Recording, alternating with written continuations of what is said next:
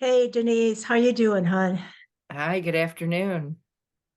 Really glad to be with you, and glad to be with you wherever you are across the world. If you're in London, it's after 8 p.m. If you're on the East Coast of the United States, it's exactly 3:15.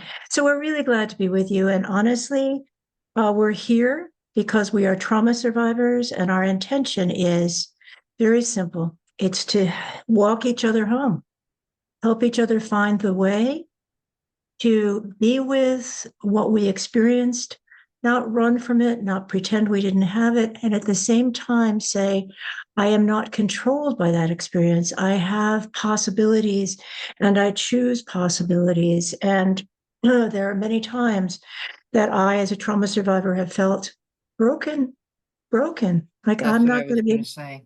broken. I do Yes. not come broken, is something that I have to say to myself a lot. That yes, I do have trauma issues, but I'm not broken.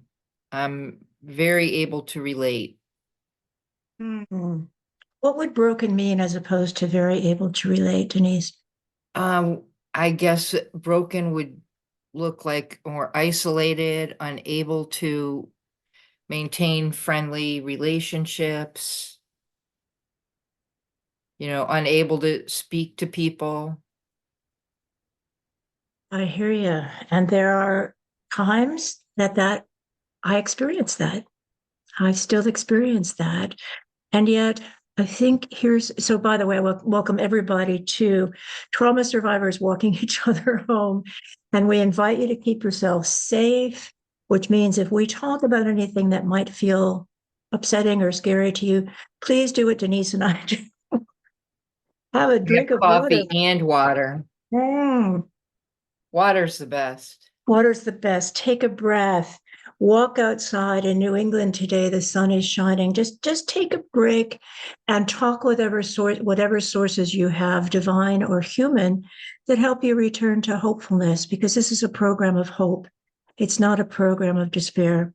We might talk about sadness, despair, sorrow, rage, and it's all in the service of healing. So, welcome. And today, OMG, today we have chosen a tough topic for both of us. Denise and I talk in advance about, okay, so what are the topics we might choose? And Denise nailed the topic relationships. And I said, okay, then. And why am I moving my eyes like I'm a little scared? Because I am still and may always be learning about how to have an intimate, soulful, one on one romantic relationship. And romantic means being committed to a person physically, emotionally, psychically, spiritually. And I have not done that well in my life.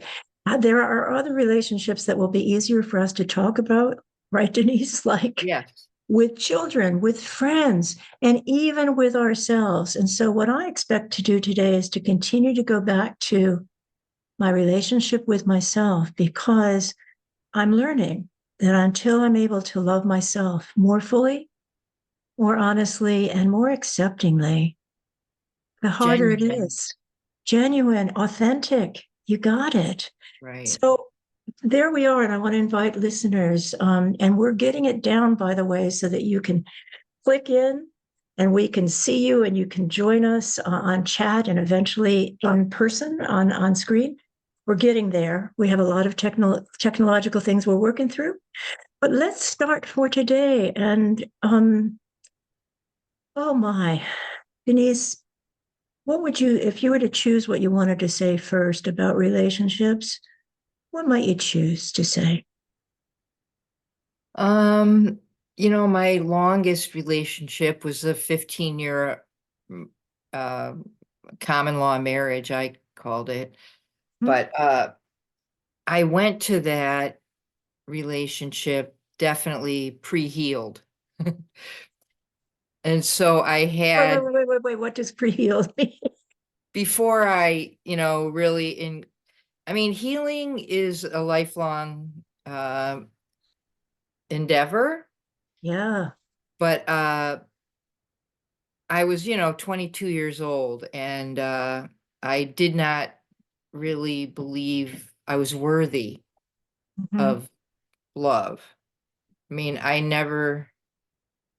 yeah, I didn't believe I was worthy. And although I was loving and, loved my partner for a long, long time, and we had a decent relationship, for 15, really, it was awesome for about 10 years. And then the 5 years, well, I always say it was when I had my hysterectomy. It was a life-changing, Mhm. it changed my metabolics, really. And Janet Jackson came out with this song, "What Have You Done For Me Lately?"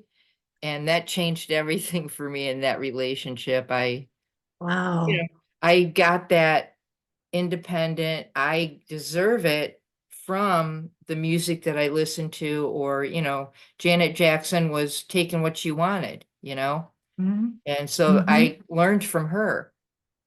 So when you said, I'm beginning to understand now, by pre-healed, you don't mean you were healed in advance of the relationship. You mean it was before I went into the depth of my healing over the decades. I Right. gotcha. So as a naive, I'll say naive because I was naive person, not having experienced or witnessed loving relationships between adults, we dived in. And you dived in with what expectations? What do you think your expectations were? I thought we would be together forever. I thought everybody loved the same way. Like if I like it would come back to me exactly as I gave it, is what I believed. The love that I give, I would get back. But that turned out not to be so. So Everybody, it turned out that you got loved in a different way, or how would you describe that? yeah, I was loved in a different way, and it was good enough for a long time. It was. And but now I know that it didn't have a good foundation. I mean, we're still friends, which that's why I chose that relationship to talk about, is that even though especially lesbians tend to stay friends with their exes, and I have had to make the effort to maintain that relationship. I have to reach out and call. I have to maintain interest in her life and, Mhm. what's going on with her. And these are all choices that you make. Why? Why do you stay in touch with a person that was not right for you, not good for you in some ways? Um, because we grew up together, and Yes. we know each other, and now she can say, "I can see how much you've healed." Oh, well, how You know, lovely. I can get that feedback because I've known her for so long. And that's why I do really try to maintain long-term relationships. Mm. I put effort in spending time with people that I've known from a long time ago. Like I have a high school class group that I belong to, and we have, if somebody comes into town from Tucson or whatever that is from our class, we get together.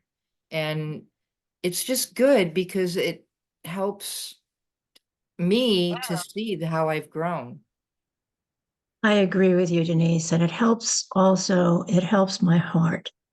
It helps my heart feel like I have a history that is shared. Because Right. with my family of origin, I didn't really share a history. I shared a survival pathway. Every one of us was surviving, and we couldn't really see beyond surviving because it wasn't safe. So I'm friends with my friend Janie, who I met when I was 4 years old. I'm 78. I'm in touch with several people from my early years. With some of my BFFs from high school, I'm still in touch with. From college, which was all women, which was a very healing thing for me. I'm in touch with so many women, and I'm actively part of that because we were, and I know you've experienced this too, we were part of a generation of women who was breaking out in 1963. Burning our bras is You what got it. was Mhm. the phrase that I latched on. I wanted my mom to burn her bra so bad. I didn't even have a bra yet then. You know what? I didn't need one, but I wore one, and I stopped wearing bras.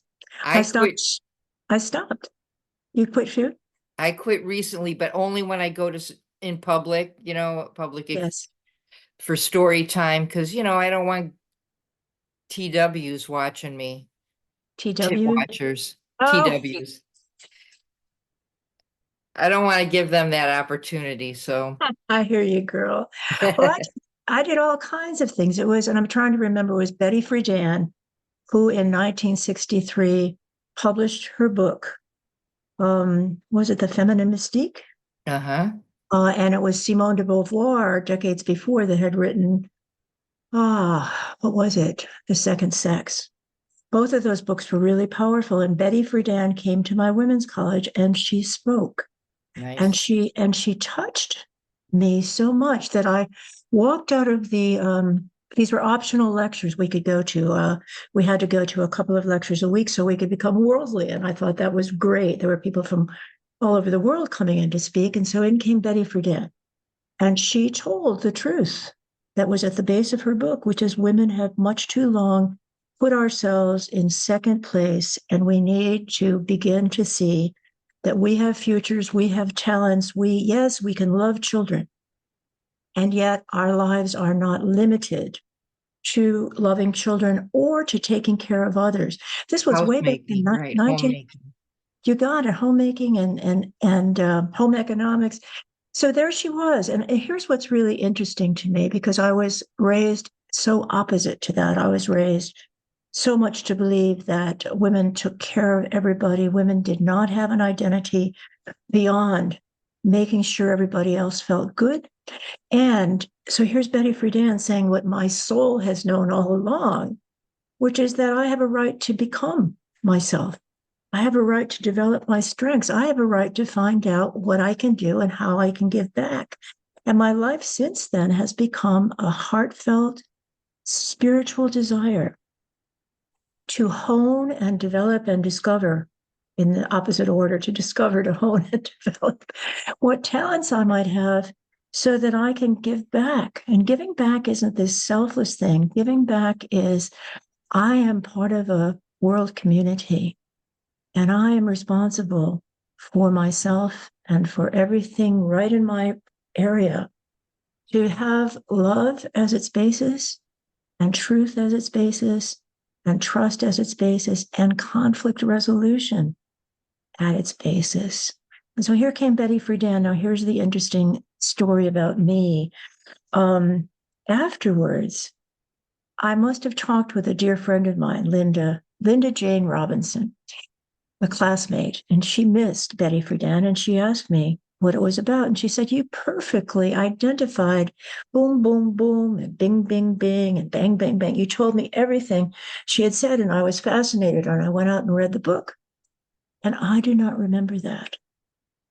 I do not remember that. And my take on that right now, Denise, is that the promise that Betty Friedan stated went straight through to my soul. My soul heard it.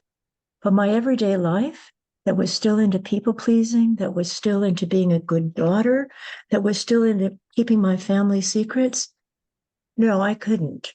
I wasn't able to hear that. But the real part of me, the authentic part of me, the soulful part of me that believes each person is on earth to become who we're meant to be and to give back to the earth and make the earth just a little bit better, that hurt it.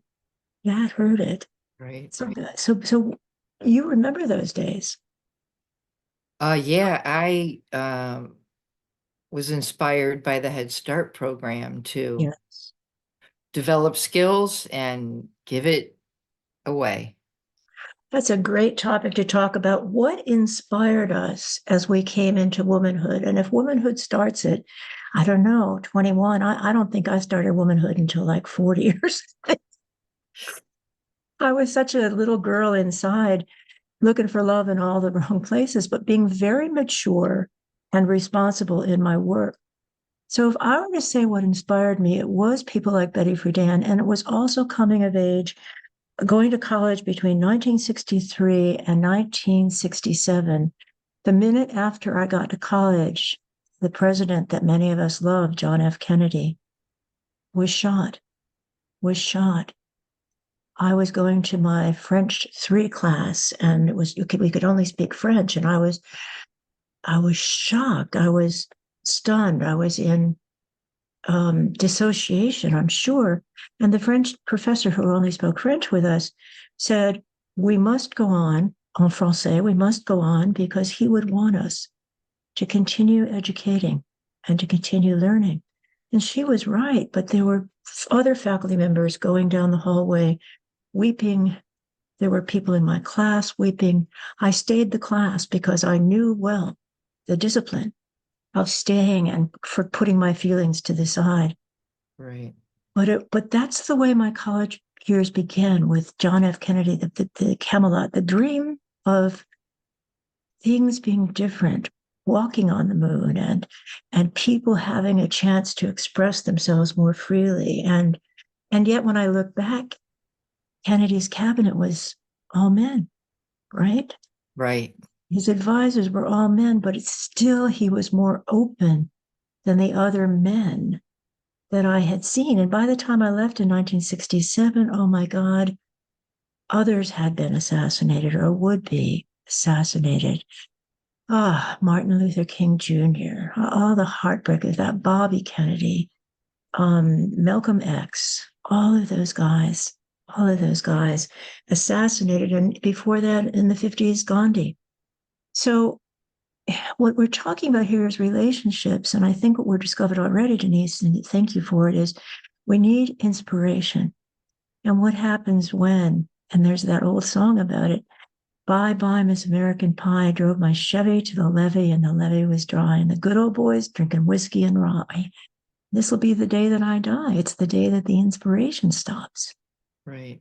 So we needed inspiration. So let's talk about, besides Betty Friedan and Head Start for you and John F. Kennedy for me, I'll tell you one other thing that gave me inspiration that I had never seen before. At this women's college were very bright women who were professors, and the dean of the college was a woman. And I loved her. She would invite us to her home, and we would talk about poetry. We would talk about history. We would talk about current events. We would share with each other. And she was a mentor. This is the first time in my life that I had an older woman who saw me, paid attention to me. And not only that, she wasn't a dependent woman. She was, in 1963, Dr. Ruth Marie Adams. She was adored and respected for her scholarship, as well as her humor, as well as her dedication. And she left. Broke my heart, and many of the hearts of young women in my college, because she left to become the dean at Wellesley College, which is where Hillary Clinton was the valedictorian of the class. And so pictures are preserved of my Ruth Marie Adams with Hillary Clinton.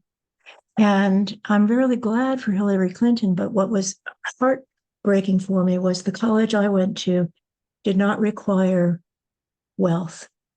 It required intelligence. It required working hard to get those grades. And so when Ruth Marie Adams was with us, she too was a woman who rose from immigrant family, who rose from not necessarily educated people. And there we all were conversing with this erudite person whose best friend was the President Goheen at Princeton. The two of them used to play pranks on each other all the time. And then all of a sudden, after 3 years of being with her and she being the role model, she got hired. And that was the history of this women's college I went to. The women who were the deans got hired to be the dean of Radcliffe, the dean of whatever. They got pulled out of Douglas College, which was not a wealthy college, but for very bright women. They cut their teeth at Douglas. And that, in a way, was a mixed message for me about About relationships, because as a child, everyone that should, I rarely use that word. I never use that word in any of my books, but the people who we believe would be there for us in our childhoods, traumatized children, I didn't have anybody there for me. There was no one there. And so I felt abandoned by everybody. And when I finally was able to build a relationship with a person whom I really respected and who I believe respected me, she did. I felt again abandoned. And I was depressed for much of my senior year because I felt, well, for a couple of reasons, and I'll end with this, that the dean that stepped in was not really an academic. She was kind of a tough, she was from the wax or Jew. And she called, I was the vice president of the student body, and my dear friend Mary Lou was the president. We ran together on a platform. And the first thing that this woman did when Ruth Marie Adams left was to call us in and say, and this sounded like such a dysfunctional family statement to say. She said, if you tell anyone I told you this, I'll make sure that they know you're lying. I'm in the dean's office at a university. This is being said, but she meant it. Meanwhile, my my co candidate there, we had won. Mary Lou was smiling. Mary Lou's father was a general. She knew all about obeying. For me, obedience was fear, and it was no hope for myself. It was just following and being beneath everything else. So when she said to us, you know, you two had a plan, sounded really good, didn't it? You were going to do this and that, get this going on campus and get that going on campus. I said, yes, we still are. And she said, no, you're not. No, you're not. My job this year, until we get our permanent dean, is to keep everything quiet. We don't want any sit-ins. We don't want any protests. We don't want anybody advocating for anything. And in that moment, I knew I was back in the power situation where I had no choice. She would, and had the power to, make us look like we were at fault. My heart broke because we had gone from a relationship of trusting this woman, and then she left for what appeared to be class reasons, money reasons, status reasons. We were left behind at the women's college where bright women could be, but we weren't rich. If we were going to go to graduate school, we were all going to pay our own way. And we did. And we were left with a person who said the same thing my family said: you will not be true to yourself. Broke my heart. And so, Denise, that was, I'll say one more thing about that. That was a reminder for me in relationships that my heart was probably going to be broken. That was a, so, does this make sense to you? That as a survivor, I believed I was so romantically dedicated to the belief that life could be wonderful. And then something always broke my heart. Right. Yeah, disappointment is definitely something we face, I face often. Did you, when you were with your partner, your first partner for the 15 years, and you said the first 10 years, there was some goodness there, did you feel seen? Did you feel, all the things that traumatized people need to have, like respected, seen, heard, believed? I felt like I was no, that was the big betrayal, because I felt my role was to serve the home, to serve my partner, to serve our family. And in after we broke up, she did not see that. She did not experience me as serving at all. What did she tell you that surprised you, if you're willing to share? If I can remember. Oh, one of the things she said was, the first thing that she said, you know what I really miss? The dishes magically disappearing from the sink. And that really disappointed me. Oh because it dear, wasn't me, it was my service. But I came that way, I came in service and rather you than, learned that from your family, right? right, rather You- than serving myself, I served us. Mhm. And as a child, after your dad died, which you were what, 4 years old? Oh, Denise. And then you had little brothers, little sister, brother to take care of. And Right. you stepped right into the caregiving, and your mom turned it over to you in many ways, right? Yeah. Yeah. And what did that teach you about intimate relationships? That you have to sacrifice, that you have to deny your own longings and wantings. As we're talking about this, I'm glad we are. And I also think we're speaking to young women today. Right. Do you believe that? Yeah. A lot of young women, I just know from working in that office for a year, I had two 30-year-old coworkers, and Hmm. they're kind of taking that on again, that role of being the family provider or the server, serving their families before themselves, which I feel bad. Did it ever stop? I mean, did it I ever guess stop? not. I Probably mean, not. some people might say, yeah, but what I noticed, for example, and I want to say, when you had a common law marriage, I don't think marriages were legal then, right? No. Between lesbians, but you had a She did commitment. not want to get married either, because I even wanted to have a ceremony, Uh-huh. just a ceremony in the backyard or whatever. And she's like, no, I don't want to do that. That was a disappointment too. Did she not want to?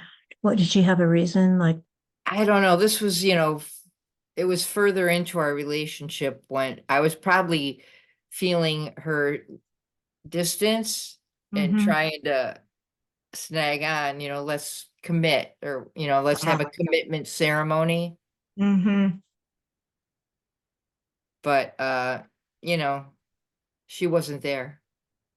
And that's it. What you just said. She wasn't there. That's what trauma survivors experience.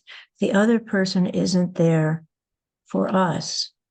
And we were taught to be there for the other person. And guess what I've discovered? I've discovered in my trauma recovery that I abandoned myself. Right. And we did that because we never learned to value ourselves in that, in our upbringing, what was valuable about us. Did you ever learn to take care of yourself? No, I barely even brushed my teeth, never learned to floss. Mm-hmm. Um, no. And W- then those are the physical things. I hear you. Right. When I was in my 20s and I was at Chapel Hill in graduate school, and I had to go to the dentist because I knew my teeth were in really bad shape. I had to have all this work done. I was scared to death of anybody doing that. And it was in part because I was terrified of going Yes, to the dentists dentist. are very terrifying. Hmm. And the one They're, I had didn't use Novocaine. Oh, I know it was horrible. And he also, not that my mother would take me to the dental appointments, and he made sure that every parent or anyone who brought the child did not go into the room while the drilling was or the whatever was taking place without Novocaine. I mean, it was hell. It was really hell. So of course, that was trauma. That was physical trauma. And I couldn't talk about it. I couldn't say to anybody, that no, dentist is crazy. We they're may like, have talked about it, but it's not the that. same thing about doctors, that we were to Yes. bow down to them. There was the relationship for trauma survivors and a lot of kids, but particularly trauma survivors, was to absolutely be obedient, be totally respectful of authority figures. And that's why, for me, having an authority figure in this Dean Adams made a difference, because here's something I've come to see. And a trauma counselor that I've had said this to me. He said, a relationship needs to be, and I needed to hear these words, mutually respectful. What does mutually respectful say to you, particularly as a trauma survivor, Denise? Well, we each have different talents and different skills and different personalities. And, we can contribute different things, but also appreciate what the other person's contributions are, basically. Ah, yes. I was just thinking of Rosalind Carter and Jimmy Carter. And I heard Rosalind speak in Atlanta at a Head Start conference, I think. And she was every bit as bright, as full of integrity, as committed, as dedicated, and as humble as her husband. And I was just thinking this morning of the relationship between Jimmy and Rosalind Carter, that they loved and respected and worked things through together their whole lives, including Jimmy being elected to president and him giving up his family farm. Right. He Right. gave it up. That's back in the days when presidents did that. He said, that's it. Integrity, right? So funny, integrity and commitment and a spiritual dedication to doing the right thing was not about Jimmy Carter. It was about him being of service to this country. Right. And when Rosalind died, I saw a picture of him and he looked bereft, because that mutually respectful relationship wasn't embodied anymore. Right. And the man is still alive. I'm sure he's still being true to himself. And yet, when Dr. Bernard Gray said to me, because I said, what the hell is a relationship like between equals? Because I had tried, I thought I had it, but I didn't. And he said, mutually respectful. You are yourself. It's like you were saying, Denise, you're yourself and you have your strengths and you have your life unfolding and your learnings and your career. And I have myself and I have my life unfolding. And we don't bring out the worst in each other. We bring out the best in each other. I met a woman in Sri Lanka who was like 20 years younger than her husband. And I said to her, and they were doing a recommitment ceremony, and it was terrific for me because I love color. And she had gone to these beautiful handmade fabric places and purchased all of this exquisite handmade and embroidered material. And she was showing it to me. And I said, you seem really happy. She said, I am. I said, well, tell me, how do you maintain a relationship with a person who's very different from you? And she said, he has always been dedicated to bringing out my best. And I'm dedicated to bringing out that in him too. And I've loved that.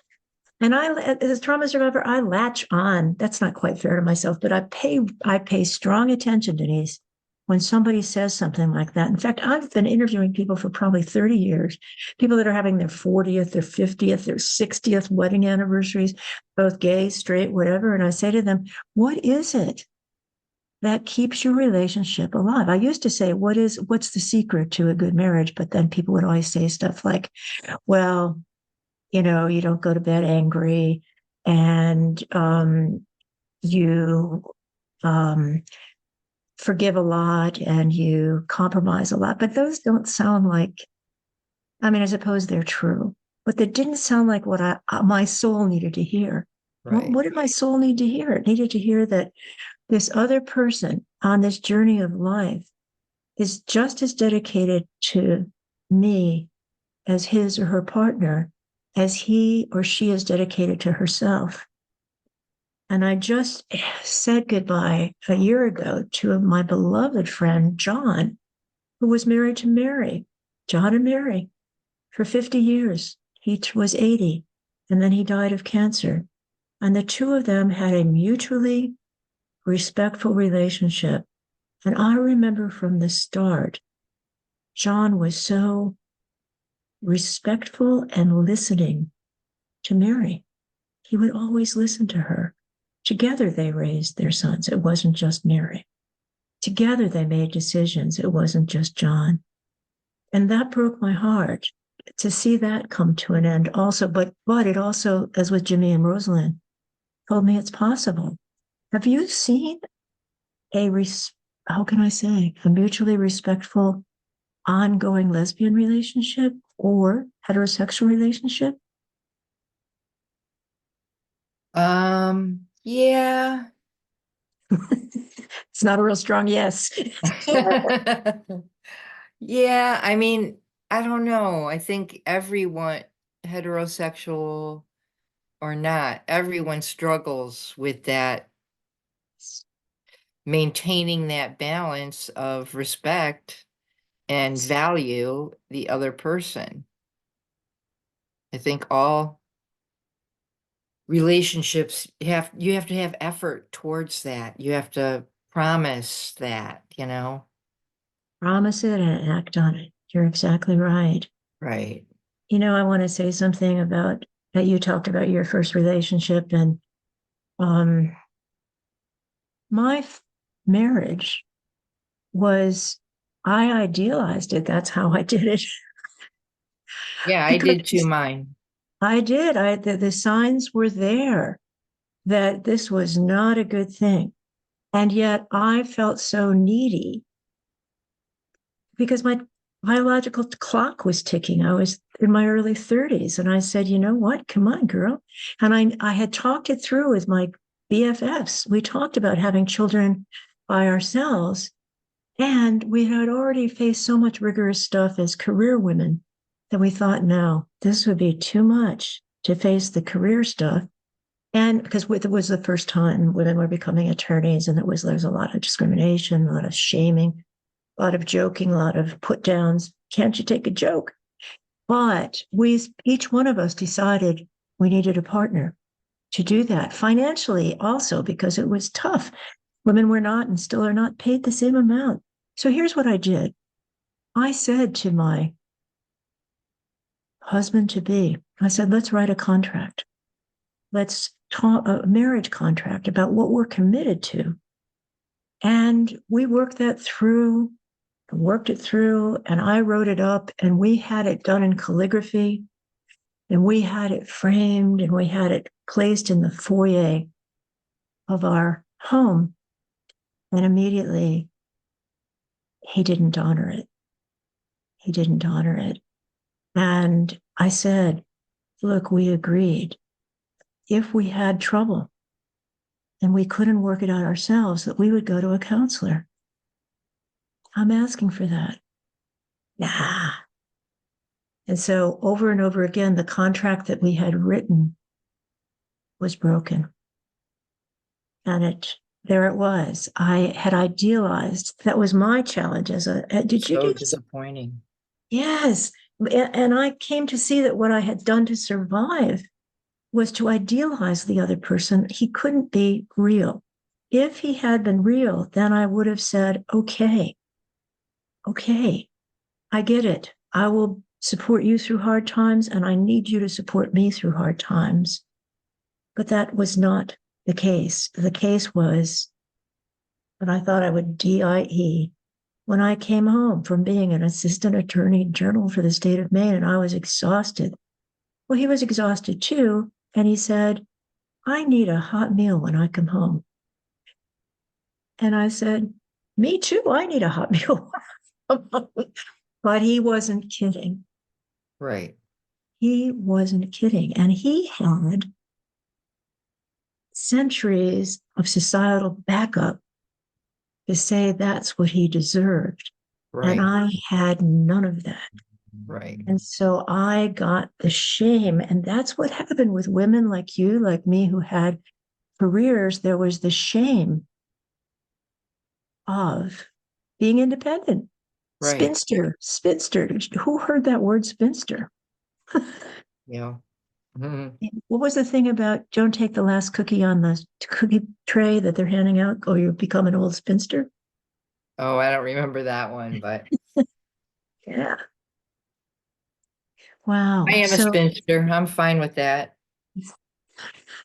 I love that we have created and have owned other words too. I'm in a Right. group now of wise people.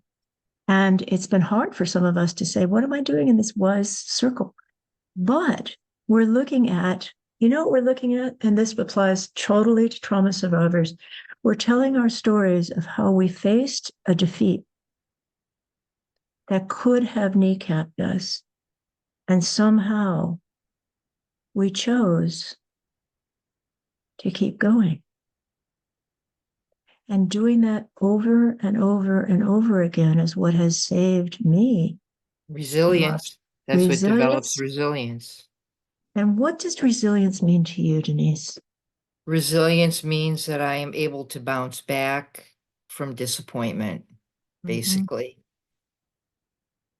Yes. And what allows you to bounce back rather than to drop into a It's, puddle of it's tears? inside me. It's something inside me that, you know, when I was a kid, my mantra was older is better. Mm. And it's going to be better for me when I'm older. And so I believe that's what I created for myself. And how is older better today? You've just been through a lot of changes Oh, with your career, yeah. with life. Retirement is awesome. What are you discovering about life being better as an I older do. woman? I do have desires, and it's really heavenly to not be obligated in my time for any authority figure. I am my own authority figure now. And so, well, I mean, Mother Nature does interfere. Like I wanted to wake up and go for a bike ride this morning, and it was freezing cold out, so I didn't get to go. But I went later. Good. So Good. that's resilience. I was disappointed with the weather, but I was able to come back a couple hours later and do what my intention was. So, So that's powerful. I'm trying to remember what you said. I think what you said is we become our own authority figure. right. It's And beautiful. it's beautiful and it's a challenge and it requires integrity and it requires courage. All of, Genuine, I have to keep checking in with myself. Mhm. Do I like this? Do I want this? Is this what I want? Is this right for me? And which I never really paid attention to that before. Mostly it was, am I doing the right thing for work? Mhm. I really was work centric. My first job was at Ponderosa Steakhouse, my first, job that I stuck with. I loved having a job. It gave me the Yes. independence that I wanted so hard bad, but I was Mhm. bad people pleaser in Yes. and so, I overdid it and engaged in a lot of competition, especially with men at the workplace. But that's where I learned, to value work so much because I could make my own. It's so powerful. I still remember the pleasure of getting a check. And back in the day, there were not ATMs. So Yeah, depositing my check in my account meant so much to me. And then saving up money to pay for graduate school, working as a cocktail waitress in the New Jersey shore where there were privileged people and there were men that would come off the boats and say all kinds of and right, do all kinds of hitting on me as a young woman.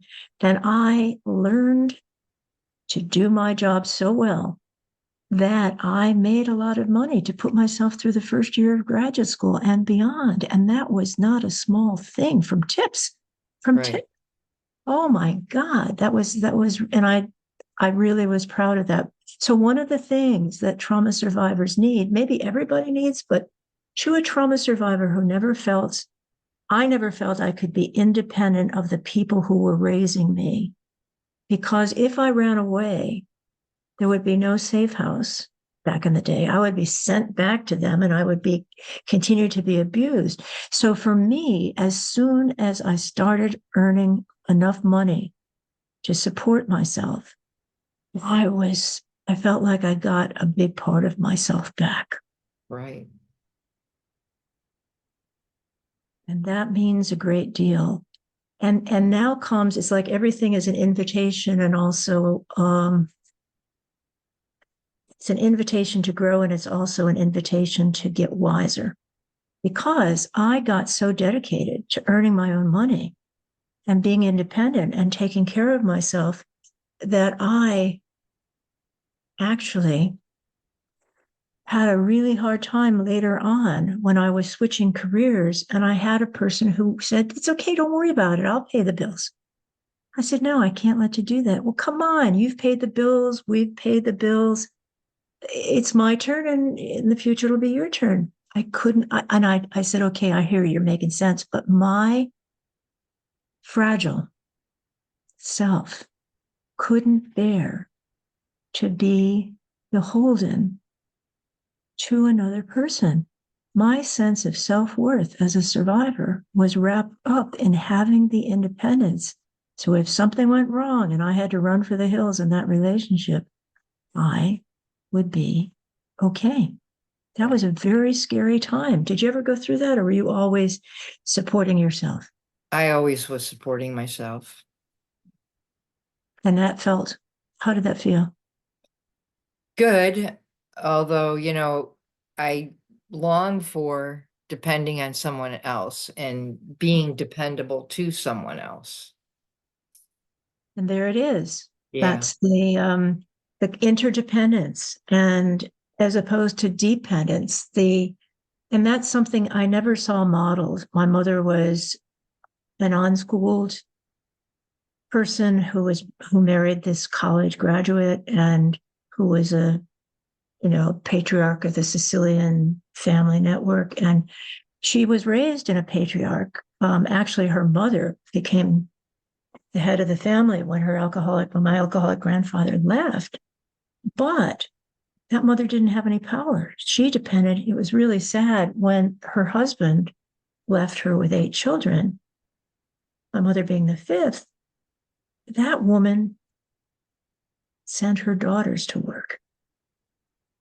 And so all those daughters, those teenagers, I'll never know whether my mother, because of her mental illness issues, couldn't make it through school, or whether she just had to drop out and go work because the girls were supporting the mother, and the boys got to go to college. And so my mother had that perpetual message to her that as a girl, you take care of everybody, including your mother, even though your mother is supposed to take care of you.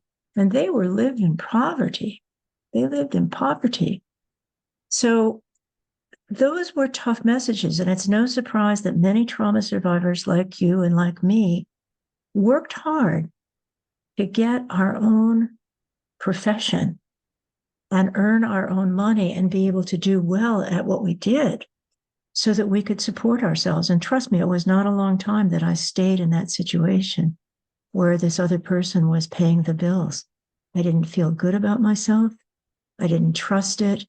And yeah, I returned to taking care of myself. And there are still times, there's a theory that came out decades ago about women being more afraid than men of becoming bag ladies.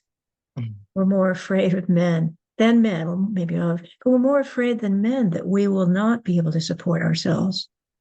Why would that be? Because it's obvious to me. I never saw, Culture, say it again, our culture. I the mean, culture. I never saw a man struggle to get a job. Now, I know men struggle to get a job. I watched all those 1930s and 40s movies, but I knew a man who was a teacher, and he was good. And the school system just hired him from being a teacher to being a principal. Didn't have to go through any of those interviews or anything. I don't think any woman was considered. for that. And he was a good person. He deserved it. But when he was telling me his story, I thought, wow, wouldn't that be an amazing privilege to have? Right. I know another man who lost his job and had moved to a new state, and his wife was there with the 4 kids. And she talked with all the neighbors about, my husband lost his job. He needs a job. Can you help him? That's how he got a job. It was expected that the man would do that, but it Right. wasn't always honored or expected that a woman would be the breadwinner. Never. And yet here we are, and we're trauma survivors. What do you make of that? We have resilience. We have creativity too on our side. You know, we had to make a new way. Yes. And We did talk have about Mary Tyler Moore for yeah, we inspiration. did. We did. And who else was there? There were some Oprah strong women. Winfrey, I think she was a really good role model for me. And Yeah, and I had like gold in my ear. Gold in my ear was this tough cookie. Didn't care how she looked. She pulled her hair back. And she was very bright and very dedicated and strong and strong. And also Eleanor Roosevelt. She came before me, but she was still, when I was a little kid, one of the few women that got on TV and had right, something to say was Eleanor Roosevelt. Yeah. And then came Betty Friedan, and then came Shirley Chisholm. I lived in North Carolina and got to vote for Shirley Chisholm, and it still today is something that touches my heart. She was brave. Bella Abzug. There was a whole group, Gloria Steinem, there was a whole group of strong women that were saying no. And here's something that just happens to me a lot when I call some kind of service organization, and and I tell them I'm Holly Elissa Bruno, and they say, "Hello, Mrs. Bruno, how you doing?" right. You get that? I don't. I Okay, mean, well, I haven't, but it's 10 after, by the way. okay, thank you. So we have 5 minutes to go. Thank you. Well, let me say that this is not 2024 that people are saying, Mrs. Bruno, it's so good to talk with you. And I stop them right there and I say, um, I would prefer to be called Ms. MS, and I shall tell you why. I was part of the group of women who worked hard to make sure that women had a designation that did not reveal our marital status. Right, Men have always had that. And as women, we've either been Miss or Mrs. right. When I go to a classroom, everybody Mhm. wants to say Miss Denise. And I say, what do you have to do to be Miss? What requirements are there to be Miss? To be a Mhm. woman? Mhm. But to be teacher Denise, I had to go to Ah, school. I had to do a lot of hard work to become mhm. teacher Denise. Oh, and people get it. I've said that all the time, my whole working career. I'm not Miss Mm. Denise, I'm teacher Denise. And Wow. Mhm. people get it once I explained it. I really hear you. There were times, and there was, listen, when I had a choice of what terminal degree I was going to get, and I looked around and I could have gone for I was going for my PhD in American literature, but I saw what went on. I saw what went on. I saw that the women didn't get those jobs at the great schools, at the good place. So what I said was, this is going to be the same thing. So I said, I'm doing something that hasn't been done. And in 1973, when I went to law school, there were like 3% of, I've said this a lot, but it's true.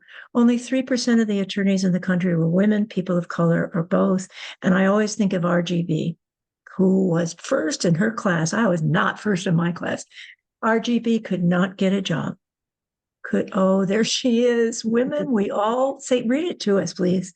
Women belong in all places where decisions are being made. Yeah. Broke my heart. There we go again. It's hard not to feel abandoned when one of Right. our strong women dies, like when she died and when she died. I just was, we were all so heartbroken, We were. heartbroken. Oh my God. So in our last few minutes, let's both reflect on what we want to talk about to close this out and maybe ask a question of our listeners too.